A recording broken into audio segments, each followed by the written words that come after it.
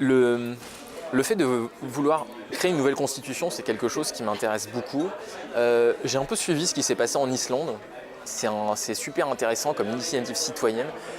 Ils ont voulu se réapproprier la démocratie, ou je dirais même le système politique, le système du vivre ensemble. Et ça, c'est super intéressant.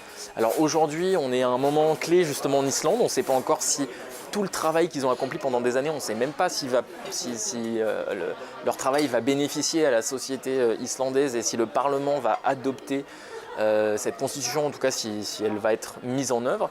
Donc on n'en est pas encore sûr, mais en tout cas j'aime beaucoup cette démarche qui s'est passée en Islande. Et je trouve important que les citoyens se réapproprient la politique et le système dans lequel on vit. Un peu comme en économie, j'ai tendance à penser qu'il y a des experts qui utilisent un jargon compliqué pour exprimer des choses simples, alors que j'ai l'impression que la politique devrait être l'inverse. Ce serait des fois dire de façon pas compliquée, mais de façon plus fine, mais des choses simples.